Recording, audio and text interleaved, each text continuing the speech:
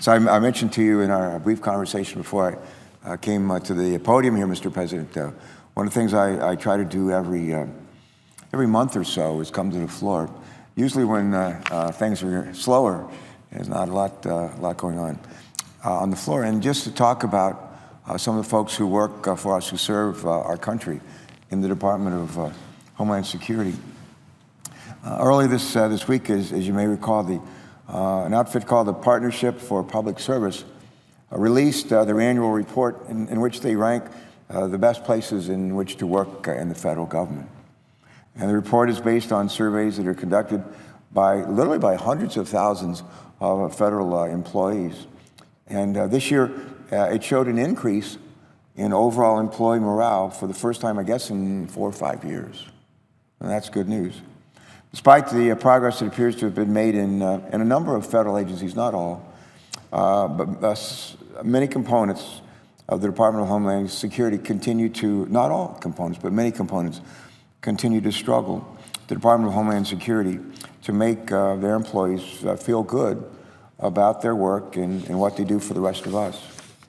I know that the Secretary of the Department, Jay Johnson, and his team have taken a number of significant steps to make the department a better place to work for current and future employees. They do a fair amount of outreach and get input from their employees as to what needs to be done to enable them to feel better about their work, feel greater job satisfaction, want to come to work, want to work hard. I would just say here today that the Congress, those of us who serve in the Senate and the House, also have a responsibility to help improve morale, not just the Department of Homeland Security, but at the federal government writ large. Considering the fact that we began 2015, Mr. President, with the fight in this body right here over whether or not we should even fund the department, I don't believe that those of us who are in the Senate or the House are doing all that we can do. I don't know that we're doing our part well. And that is why I have come down to the Senate floor, as I said earlier, on a number of occasions throughout the year to highlight some of the extraordinary work every day by the dedicated men and women at the Department of Homeland Security. Today, I rise to recognize no one individual. Usually I pick on 1 or 2 people who've just done extraordinary things with their lives. But today, I'm going to focus on a whole team of people who do important work every day to defend our nation from the growing and evolving threat our country faces in cyberspace. It seems like we don't go a week without hearing about another major breach at a business or a government agency. We are under unrelenting attack from all over the world, some cases from sovereign nations, other cases from criminal organizations, other cases just from pranksters. But these past few years, we've seen major attacks on the Office of Personnel Management, on a great many banks, other businesses, even the email of the director of a Central Intelligence Agency. These attacks make clear that the threat we face online are complex, and we'll be struggling with how to deal with them, unfortunately, for the foreseeable future. Fortunately, here in Congress, we've been making some progress combating these cyber threats through legislation. Last year, we passed cybersecurity legislation, 4 bills, in fact, out of the Committee on Homeland Security and Governmental Affairs, 4 bills that were aimed at strengthening the Department of Homeland Security's ability to perform their cybersecurity mission. Among those bills was one to update how our government protects its own networks. This bill included language clarifying the role that the department plays in overseeing and enhancing security in other agencies. 2 other bills gave the department some of the tools it needs to strengthen its cyber security workforce. And just last month, the Department of Homeland Security announced that it would hire up to 1,000 new cybersecurity employees in the next 6 months using the new authorities that we've given them. We also passed legislation that codified the Cyber Ops Center at the department. It's called the National Cybersecurity and Communications Integration Center, affectionately known as the NCCIC. And our legislation, which former Senator Dr. Tom Coburn and I co-authored, supported by many in our committee and outside of our committee. This bill gave the NCCIC the strong legal foundation that it needs, that is lacked, in order to do their job and engage with the private sector in a joint effort to better secure critical cyber networks. Well, I think we've made real progress on cybersecurity legislation this year as well, and I think maybe poised to do even more. I like to use a football analogy. You know, a team, you had a flip of a coin, somebody receives, somebody kicks the ball off, and the receiving team takes the ball maybe deep in their own territory, and they march down the field across the 50-yard line into the other team's territory, and when they get into the 20-yard line, then moving in on the other team's goal line, we say that when they're inside the 20-yard line, they're in the red zone, And in terms of our march on cybersecurity legislation here in the Senate and the House, thanks to the good work of the Intel Committee here, and I think the Homeland Security Committee as well, we're not just in the red zone, we're inside the 10-yard line, and it is first down and goal to go. Unfortunately, the clock is running out, and so we don't have forever to get the job done, but we do, if we're smart and don't give up, we can have a real success for the American people in strengthening our cyber workforce and cyber work defenses in a real way. The legislation that we have passed here this fall is called Cybersecurity Information Sharing, and it represents a collaboration on a number of cybersecurity issues. In that bill, the Department of Homeland Security plays a central role as the interface between industry and the government. The bill also includes provisions to enhance a cybersecurity program at the Department of Homeland Security known as Einstein, which uses classified threat intelligence to protect all of our civilian agencies. And I'm mentioning all this legislation to show the critical role, or to underline the critical role that the Department of Homeland Security plays in cybersecurity for our nation. And at the center of the department's cybersecurity operation is the United States Computer Emergency Readiness Team, which is also known as US-CERT, C-E-R-T. And to my left is a picture of our president, and the handsome fellow that he's talking to there is a fellow named Jay Johnson, who is the secretary of the Department of Homeland Security, role he's filled for, I think, close to 2 years now, and doing, I think, a splendid job with the great support of Ali Mariorkas, who's his deputy secretary there, and a couple 100,000 people are committed to defending our homeland. But this is a picture of President addressing, along with Secretary Johnson, addressing the employees at US-CERT. I think it was taken earlier this year. And again, the US-CERT is the main operational team within the NCCIC, the computer, U.S. Computer Emergency Readiness Team. So it's the operational team within the NCCIC itself. What do? Well, they pool information, and they share that information throughout the federal government. The US-CERT within the NCCIC also shares information with our partners in the private sector across the country and with our allies around the world. It's an important job. It's not a job you do for like 5 days a week, 8 hours a day. It's a 24-hour a week, 24-hour day, 7-day a week operation.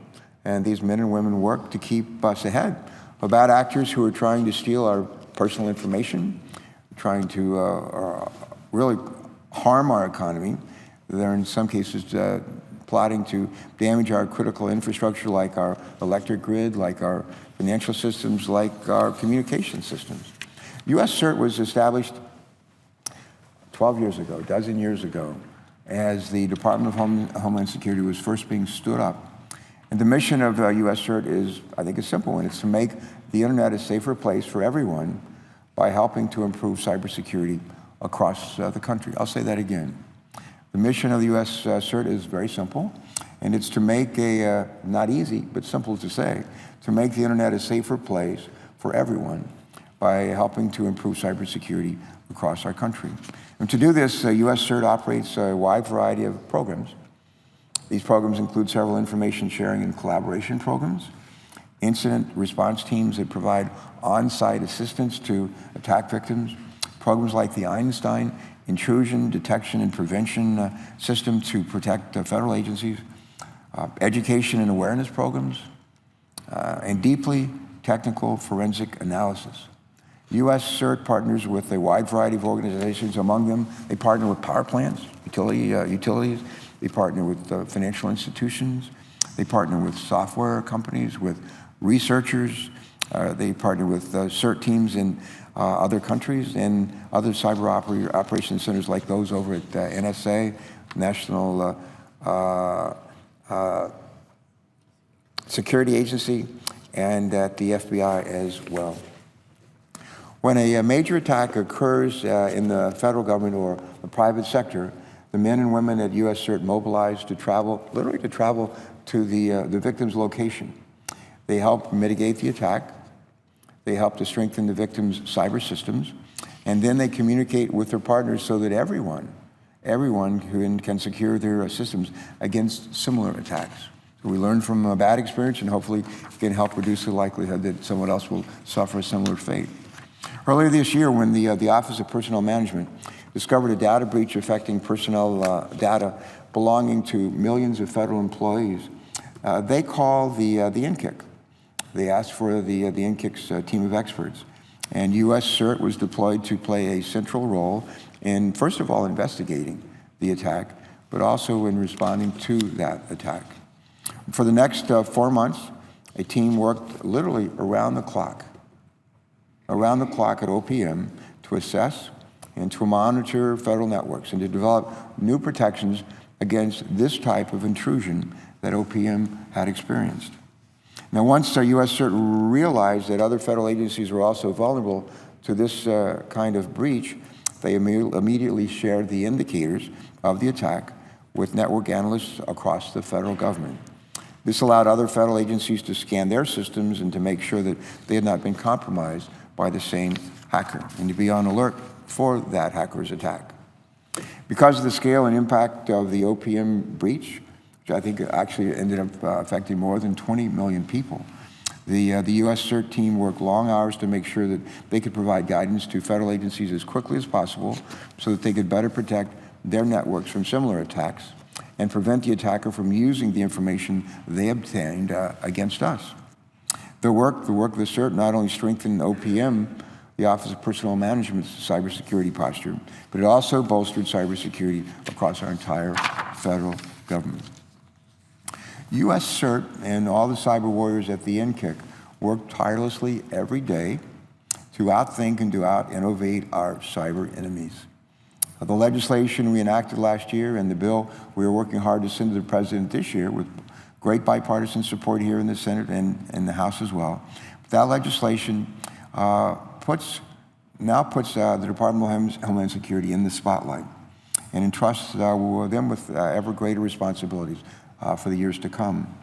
We in Congress recognize the critical role that the US-CERT plays in strengthening our nation's cybersecurity. And we must continue to support these hardworking men and women in their message. Mr. President, I just close by telling a story. I've told this story before, but it's a good one, and it's, I think, certainly germane to what we're talking about here today. A couple of years ago, I was listening to the radio station on my way to the train station in Delaware early morning, and I was catching the NPR news right at 7 a.m. as I made my way to the train station in Wilmington.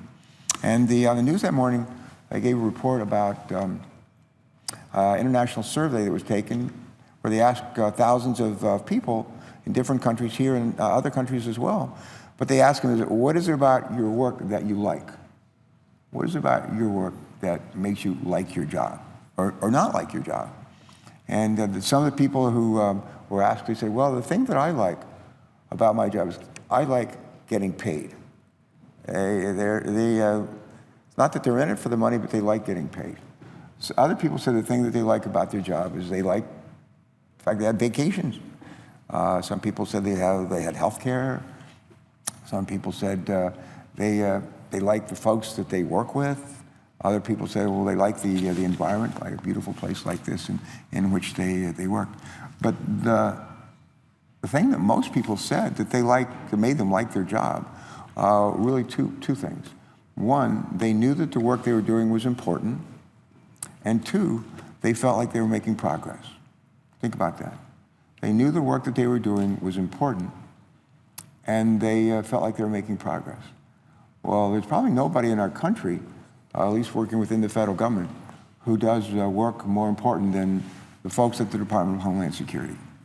And this body, the Senate, the House, and the Senate have worked in recent years to strengthen the ability of the Department of Homeland Security, including the US-CERT team, to be able to do their job even better. And my hope is, in the years to come, as we hear these annual reports on best places to work within the federal government, that we're going to find that the Department of Homeland Security, and that includes the NCCIC, that includes US-CERT, will more and more will be saying, you know, I like working here. And because I know the work that I'm doing is important, and that we feel like we're making progress. I would just say to everyone at US-CERT, thank you for all the good that you do for us. Thank you for your service to this country. And to each of you, we wish you happy holidays, Merry Christmas. And we'd also say, here's hoping that we'll all have a more peaceful New Year. I think the American people are ready for that. I know the presiding officer is, and so am I. And with that, Madam President, I will note the absence of a quorum. Thank you.